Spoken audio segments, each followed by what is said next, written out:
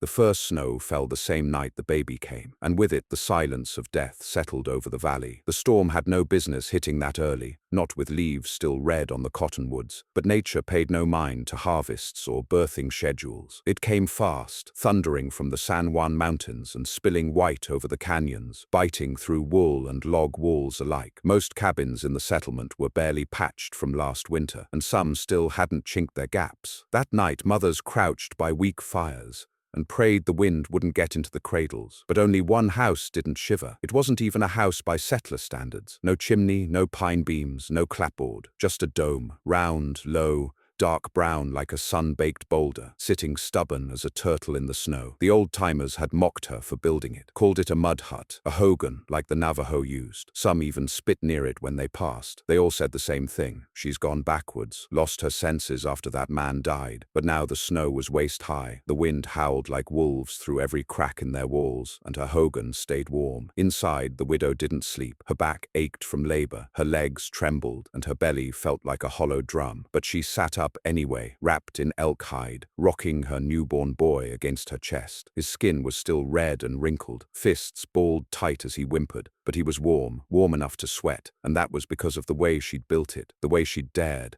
Her name was Cora May Lannery, 32, widow since late spring. She'd buried Everett in May. A 3-day fever took him, and the nearest doctor was already halfway drunk in Durango by the time she found a rider. When the undertaker lowered the pine box into the hard clay behind their cabin, Cora had stood barefoot, pregnant, with no hat and no tears, just one hand resting on her belly and the other holding the reins of the mule he left her. She didn't speak much for weeks after, ate from a pot that never really boiled. The cabin creaked like a haunted thing each night, and the roof let in sunbeams during the day. By July, the roof sagged. By August, the coyotes had taken half her chickens. That's when she started digging. People saw her from the ridge trail, crouched low like a foraging animal, dust on her skirt, hair falling down her back like black rope. She'd borrowed old shovels from the Navajo women on the South Mesa, and when folks asked what she was doing, she said it plain: building a winter house. They laughed, right to her face. Someone even said, "You burying yourself early?" But she just kept digging, every day, deep into the slope behind her ruined cabin. She dug a pit, wide and round, then started laying in logs she cut herself, bent them, shaped the frame like half an egg. Some said it looked like an old sweat lodge. Others said it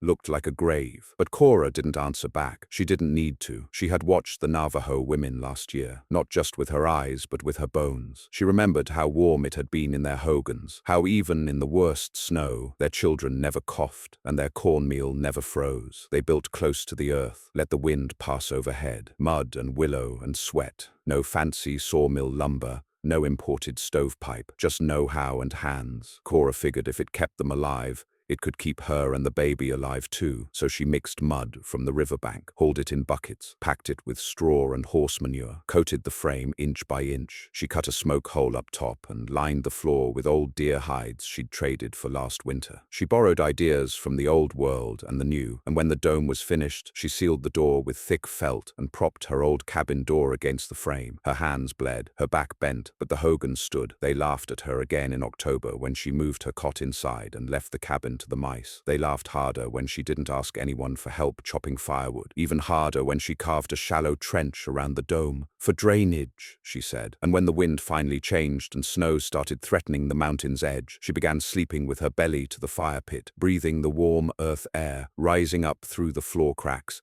The baby came 3 weeks early, alone, in the dark, no midwife, just instinct and heat and silence. And now, inside the Hogan, Cora watched the baby's chest rise. She watched the frost trying to form at the edge of the smoke hole, but melt each time it neared the center. She felt the earth's heat keeping them both alive. Outside, the storm rattled through the town like a pack of devils. One neighbor lost their chimney. Another's cow froze standing up. There were whispers, quiet, half-spoken, about whether the widow's dome still stood. It did, and not just stood, but glowed. The heat inside was thick, the smoke barely lifted, and the silence made the walls feel thick as bear hide. Cora didn't sleep. She just rocked, humming a song her grandmother used to hum. When the storm passed, it left the land white and brittle. Trees looked like broken spears. The settlement came out shivering, except Cora. She stepped out barefoot, baby bundled to her chest, steam lifting behind her, as if she lived inside a hot spring. Men stared, women blinked. One child pointed and whispered, "She ain't even cold." The preacher's wife crossed herself, and not a soul laughed anymore. But that wasn't the end of the story, not even close, because soon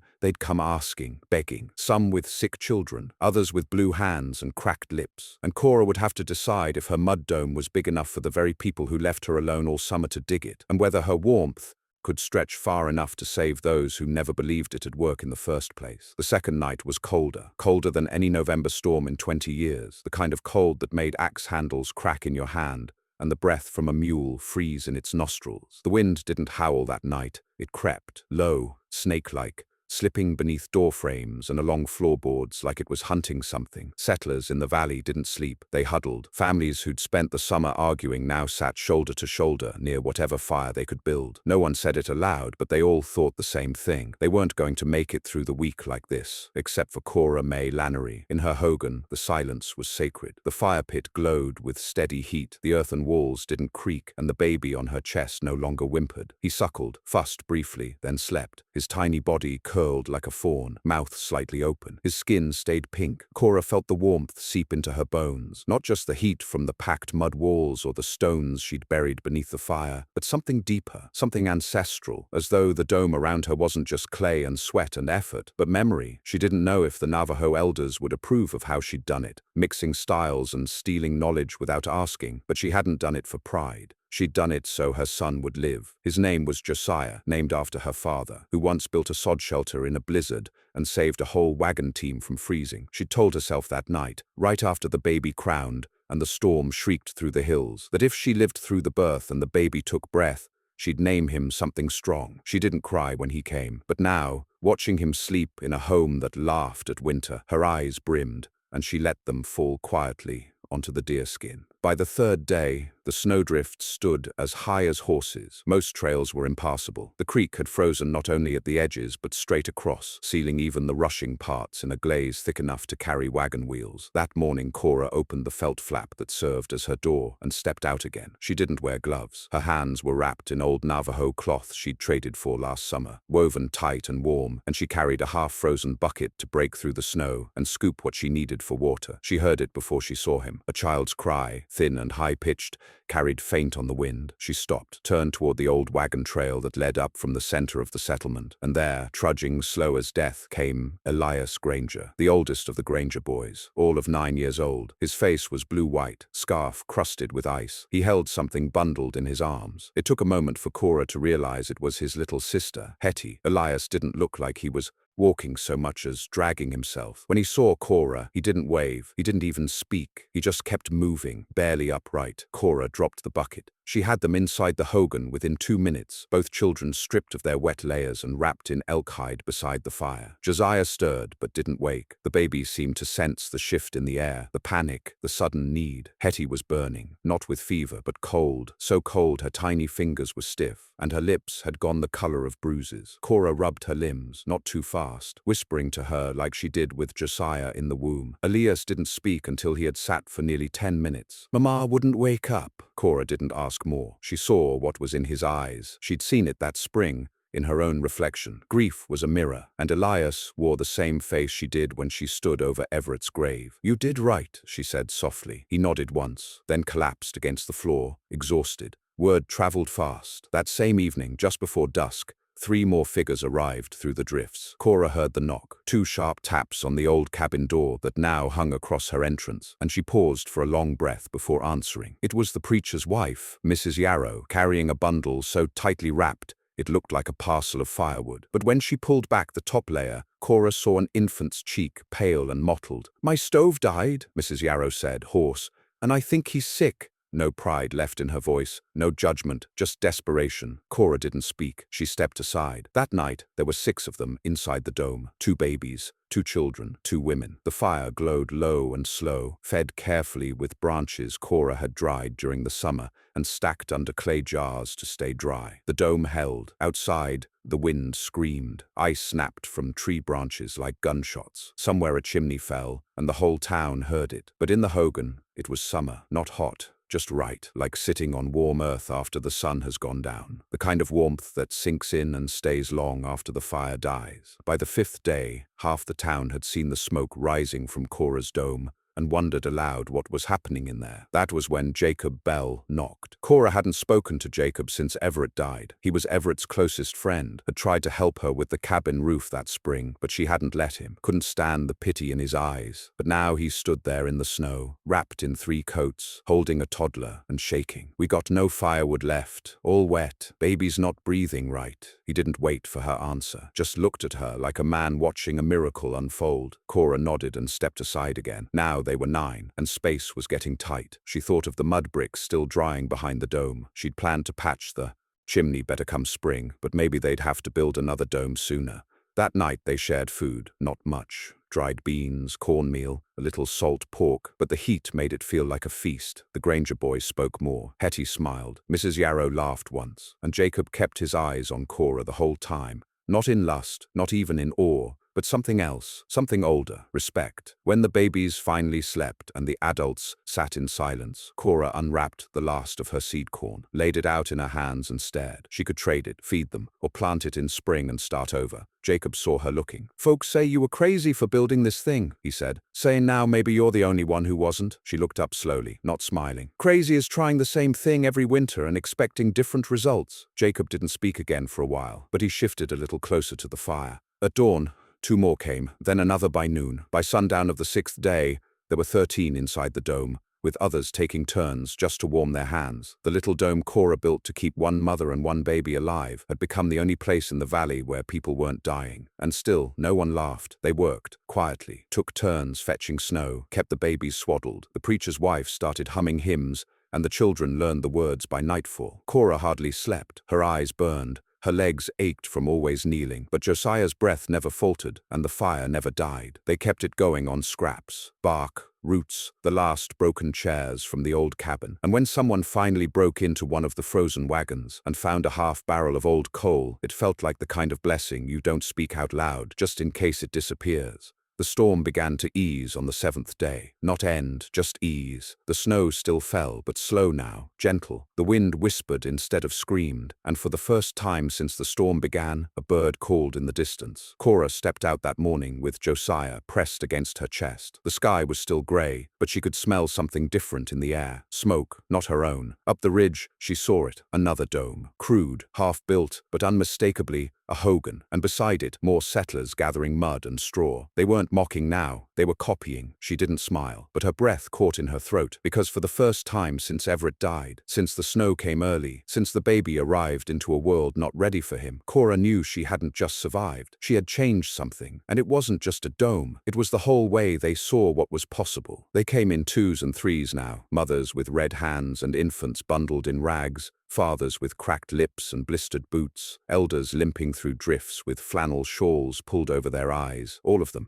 drawn by smoke and stories. The tale of the widow's dome was now no longer told with derision. It passed from tongue to tongue like scripture. Warmest house in the valley. Baby never coughed once. Mud and manure, and she built it by hand, 8 months along. And still, Cora did not speak much. She didn't stand tall or gloat. She didn't even step outside much now, except to relieve herself or collect snow in the canvas pail. Inside, it was always busy, always someone new sitting near the fire, holding out fingers turned bone white, or rocking a child who wouldn't stop coughing. But Josiah still slept, warm, steady. The heat had not faded, not even once. She kept the fire low, feeding it with just enough to hold the belly warmth. The Hogan's earth walls worked like lungs, trapping heat during the day and breathing it out at night. And still, the snow pressed up against the outside like a blanket, sealing everything tight. There were now 17 people taking turns inside. When they ran out of words, they sang. When they ran out of singing, they sat in the hush. When they ran out of wood, they tore up chairs, bed frames, shelves. Jacob Bell once dragged in an entire bureau someone had tossed out behind the general store. He split it apart silently and fed it to the fire with both hands, like an offering. No one asked how long they would stay. They knew the storm would end, but none of them believed their cabins could outlast the freeze. Only Cora's dome had proven it could.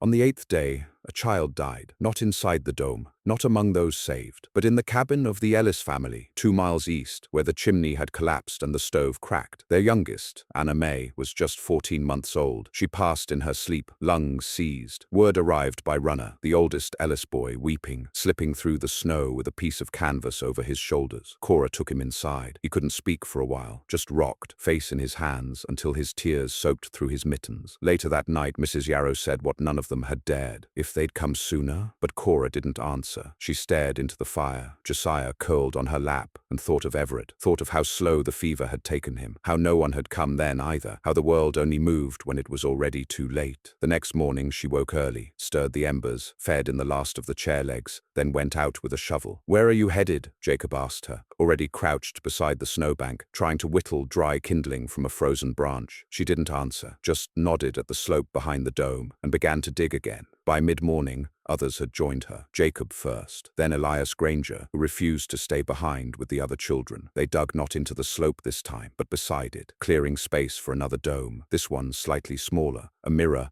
perhaps. Cora laid the shape with string, measured the arc with a bent willow pole, showed them how to tie the inner ribs together, how to layer earth and straw and dung to make the shell hold. No one laughed now when she explained how to carve the smoke hole, or why the entrance should face east. They listened, and then they copied. Hands that had once pointed and whispered now packed mud with reverence. A woman named Ruth Dolan, whose husband had ridiculed Cora just 6 weeks prior in front of the general store, carried stones for the fire pit without speaking a word. A former trapper, Ezra Brandt, who once claimed no woman knew how to build worth a damn, now asked her if the frame was strong enough to hold in a blizzard. Cora looked him in the eye and said, "It did," and he nodded, embarrassed. That night 3 more Hogans were started, not finished, just frames laid, earth shoveled, measurements taken, but it was enough. Enough to prove the world had turned, and that the widow's dome was no longer a curiosity, but a blueprint. Inside, the babies stayed warm. Josiah's cheeks were pink now, his fists unclenched. He watched the fire with big eyes. His head turned slowly when Cora passed near him, and she swore he smiled once, though no one else saw it. The preacher's wife whispered prayers beside the door now, not just for her baby, but for Cora. She called her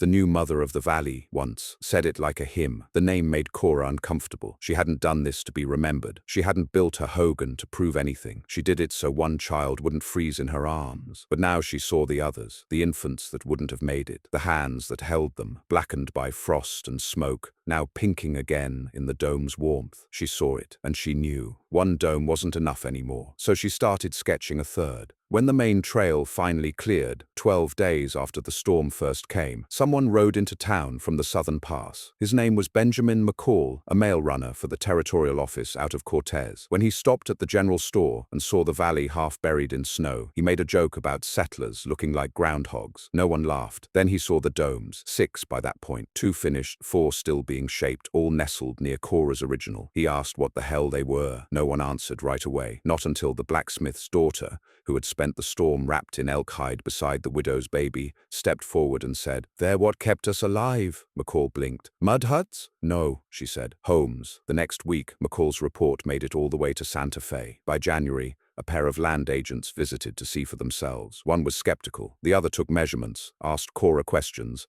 and asked to step inside her original dome. She let him. He stayed for 2 hours and emerged steaming like he'd sat in a bath. "This'll change the way we think about winter housing," he muttered to himself as he wrote notes. But Cora didn't hear him. She was outside, smoothing earth over a new frame, humming to Josiah. By February, her Hogan became known simply as the first. 3 children were born in the domes that winter. Not one died. The preacher's wife gave birth to a girl and named her Cordelia, a name no one in town had used in 20 years. But everyone knew who it honored. The men stopped mocking, stopped joking about straw and dirt and Indian tricks. They asked how deep to pack the foundation, how to bend greenwood without snapping it, what mixture of manure to mud she found best for the outer layer. Cora told them, all of it, without holding back, but not for credit, not for her name to be etched into any building, only so the next mother wouldn't freeze. Come spring, when the snow melted and the creek rose again, Cora stepped out of the dome barefoot, Josiah slung to her back. She walked to where Everett had been buried. The old grave had shifted, the edges softened by frost heave and runoff. She crouched crouched beside it, pulled Josiah around to her lap, and said only one thing. He made it, then stood, and walked back down toward the dome, where Jacob Bell was already waiting, hammering stakes into the earth for the next fire pit. They didn't speak as she passed him, just shared a glance. Not romantic, not yet. Something older, something earned, something that would outlast even the domes. That spring, when the next caravan passed through the valley,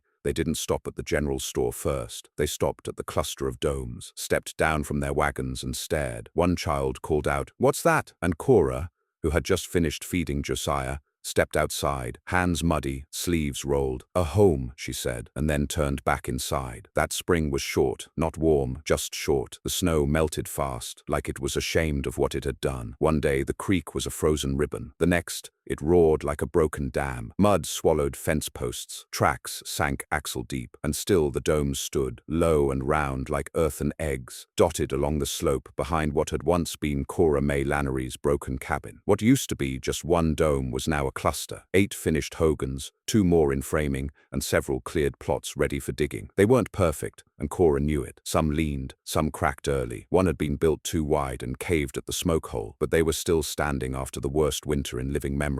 That counted. People stopped asking if they'd last. Now they just asked how to build one before next winter. By mid-March, the town council, if you could call it that, just 5 men with wet boots and crooked hats, gathered behind the trading post to talk about what to do. Jacob Bell was there. So was Ezra Brandt, reluctantly. And for the first time, Cora had been asked to attend. She didn't want to go. Josiah was finally nursing right, sleeping longer. She hadn't left the dome for more than an hour in months. But Jacob said it plain. They won't decide anything right without you there. So she came. Elk-hide gloves, worn shawl, boots with one sole half torn, and Josiah strapped tight to her back. Ezra was already mid-rant when she arrived. "What I'm saying is, we got folks moving their whole families into dirt piles. Look around. This place looks more like a damn mole colony than a settlement." Cora said nothing, just took a seat on the rail and waited. Jacob didn't wait. "You lived in one for 10 days, Ezra? That was survival, not a way of life." Jacob crossed his arms. Didn't seem to mind the warmth then. Ezra opened his mouth to bark back, but fell quiet when he saw Cora watching. Then Mrs. Yarrow spoke. She hadn't been invited, but she'd followed Cora across town, a bundle of cloth in her arms. Her daughter, Cordelia. "My baby didn't cough once," she said flatly. "All winter. That's the first time I can say that since I lost the last one." Silence. A breeze passed through, the kind that still carried ice in its breath,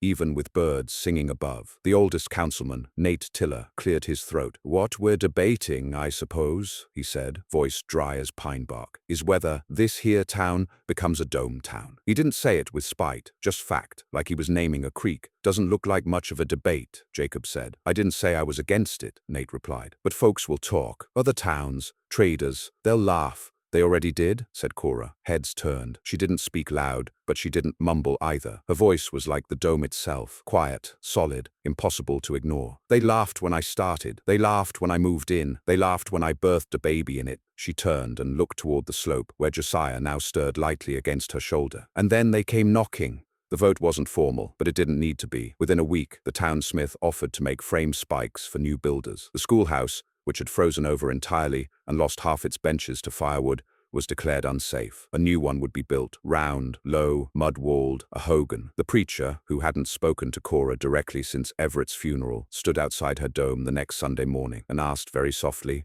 if she'd be willing to let the Lord's Day be hosted inside. She thought for a moment. "Only if the fire stays small?" He nodded. And from that day forward, hymns were sung beneath the dome roof, with Josiah sleeping near the hearth and steam rising from tea brewed over coals. The dome cluster became known as the Lower Rise. Children played between them. Men passed tools across frames. Women traded cornmeal and canned peaches from door to door. Nobody used the word miracle, but they didn't call it madness anymore either. And more importantly, people stayed. Every year before that, a few families always pulled up stakes and left come spring, west to Utah, or down toward the Rio Grande. Too cold, too hard, too remote, but not that year. That year every single family stayed, and by April, 3 new ones arrived. The newcomers looked around like they'd stepped into another world. They came from the east, riding high-wheeled wagons and wearing stiff coats. One family spoke only German. The other was a widow from Kansas with 3 boys and no wagon left to pull. She'd heard rumors of the widow's town, where babies didn't die in the cold. Cora met her on the second day. "Thought I was the only one mad enough to try it alone," the Kansas woman said, setting down a crate beside the slope. "I didn't try it alone," Cora replied. She looked down at Josiah, at the dome behind her, at the line of children playing in the melting runoff. "I just built the walls. The rest came." They worked side by side that afternoon. Bent wood, packed mud, laid down hides. No one gave orders. The knowledge had passed on now, not as instruction but as rhythm. How long to mix, how deep to dig, how tight to bind. The domes built themselves through memory. Not everything was easy. The dome walls sometimes leaked during heavy spring rains. One caught fire when a boy knocked over an oil lamp. Another cracked when someone set a stove too near the outer wall. But they learned, patted mud to seal, kept fire pits low,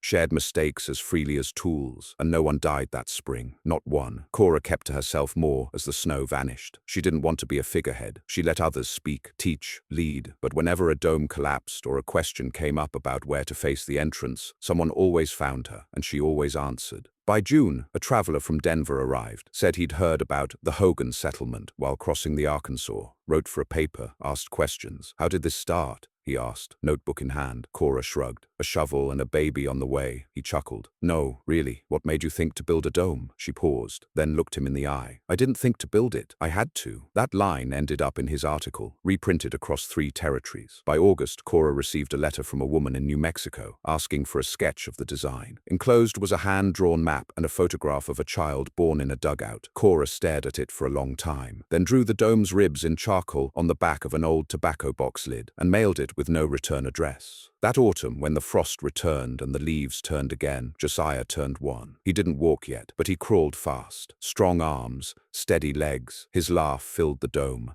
and startled birds outside. They had a feast for his birthday, nothing fancy. Some cornbread, rabbit stew, dried apples, one boiled cake with molasses. Every dome family brought something. Even Ezra, who never smiled, brought a carved spoon with the boy's initials scratched in. As dusk fell, Cora sat outside the dome and watched the glow rise from chimneys. Not smoke, steam, heat escaping in thin ribbons. She saw them all. Domes once mocked, now cherished. Low and warm, gentle curves like the hills themselves. No hard corners, just shelter, just enough. And for the first time since Everett's grave, she felt something settle in her chest. Not grief, not pride, belonging, not just to the town, to the earth, to something older than cabins and colder than wood, to a rhythm that didn't ask permission or need applause. Just a woman, a child, a shovel, and enough will to dig through stone. The second winter came harder, colder than the last, early again. In October, frost killed the last of the squash before anyone could finish their preserves. By November, the pass out of town was already sealed in snow, and this time there was no panic, because now there were domes, nearly 24 of them, tucked against the ridge, burrowed low like sleeping beasts, each one made by hand, by memory, by stories passed over soup pots and shovel handles. Some were bigger now, 2-roomed, even 3. Some had connecting tunnels. A few had shallow wells dug right into the floors, but the one they still called the first hadn't changed much. A new hide over the door, some patch spots near the smoke hole, a few baby drawings smudged into the inner wall with soot, stick goats and crooked suns traced by Josiah's clumsy little hands. He was walking now, talking in 2-word bursts, his voice high and bright and full of questions no one could answer. "Fire warm?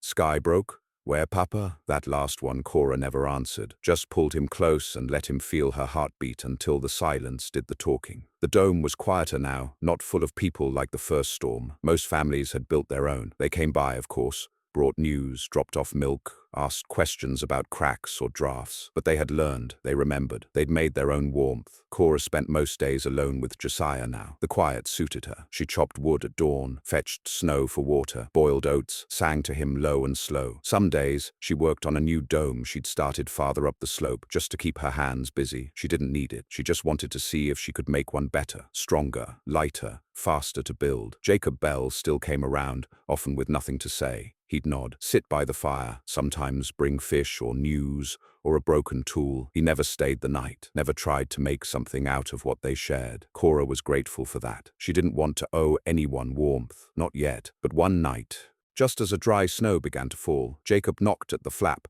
and said 3 words. "Boys got croup." Cora didn't hesitate. She had a second cot ready within minutes, took the coughing child, bundled tight in his mother's arms, and brought him close to the fire, mixed pine pitch and water, laid coals near a dish to steam the air. It was what the Navajo women had shown her: pull moisture into the lungs, let the heat do the healing. He stayed 4 nights. On the 5th, the cough was gone, the child slept, and his mother cried in Cora's lap. They stopped calling it a settlement that winter, called it the Hogan town, said it half joking, but it stuck. Traders started marking it on maps that way. Some grumbled, others leaned into it. New signs went up. Dry goods, Hogan town mercantile, Hogan smithy. The children at the schoolhouse, which was now also dome-shaped, started drawing little circles and calling them home. The old log cabins still stood, but most were cold, cracked, or used for storage now. The firewood piles were smaller, people needed less, and not one baby died that winter, not one. Spring came slow this time. The snow didn't melt so much as fade, day by day, like breath on glass. The creek swelled. The first buds peeked out like they were asking permission. And then, one day, a stranger arrived. He didn't ride up the pass. He came from the canyon below, on foot, limping, beard crusted with dust, eyes hollow from a winter spent alone. He stood at the edge of the domes and stared like he'd seen a ghost village. He knocked at the first. Cora opened the flap. "I heard there was a woman who built the warmest house in the valley," he said, voice cracking.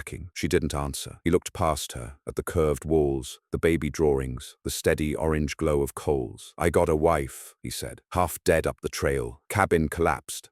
He didn't finish, but he didn't need to. Cora stepped back. "Bring her." That night she didn't sleep, not because of the stranger's wife, who moaned softly near the fire, not because of the snow, which had returned in thin drifts, not even because Josiah was restless. She didn't sleep because she realized something had shifted again, not just in her, in the town. There were now dozens of people who knew how to build what she'd built, dozens of domes. And still, when the worst happened, when breath was short and time was tight, they came to the first. She sat up, wrapped herself in hides, and stared at the smoke hole above. Snow filtered through in lazy flakes. She listened to the breathing around her, the sick woman's gasps, Josiah's soft wheeze, the hiss of coals, and somewhere outside, wind, but not inside. Inside, it was always quiet. That summer, a group of surveyors arrived. They were government men, rail-bound, looking for the best place to lay down a new line. They took notes, maps, asked endless questions. When they saw the domes, they scoffed. "Native-style shelters?" one said, kicking at the wall of a half-built dome. "Primitive." Then they met Cora. She said little. Let the townsfolk do the talking. Jacob showed them the fire pits, the draft designs. Ruth Dolan explained how the earth walls regulated temperature. The preacher,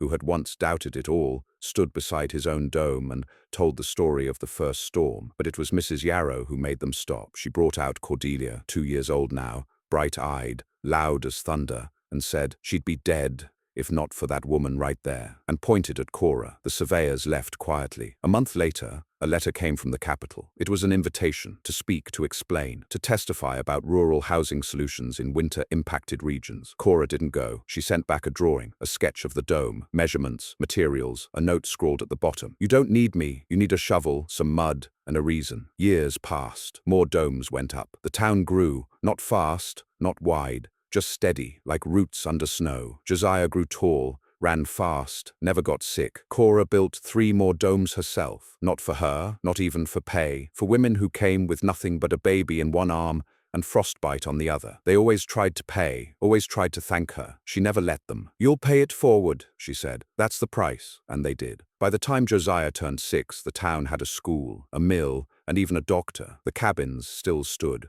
weather-worn and crooked, but no one lived in them anymore. Domes stretched across the slope like a second skin on the land, and they still came to see the first, to knock gently, humbly, at the low doorway and ask the same question. "How did you know it would work?" And every time, Cora gave the same answer. "I didn't." She'd look down at Josiah, now helping feed the fire, or boiling water, or sketching in soot. "I just couldn't let him freeze." One winter evening, long after the sun had set, and the stars burned sharp above, Cora stepped outside. The snow was deep, but she walked it barefoot. The dome behind her glowed. Others flickered all around, not chimneys, smoke holes, not cabins, shelters, homes. She knelt in the snow and ran her fingers through the powder, thought of Everett, thought of the cabin roof that never held, thought of the first time her hands bled packing mud, and then she smiled, not because she had changed the town, but because the warmth had spread farther than she ever thought it could, and it all began with dirt, straw, a baby in her belly, and the decision not to die, not that night, not ever again.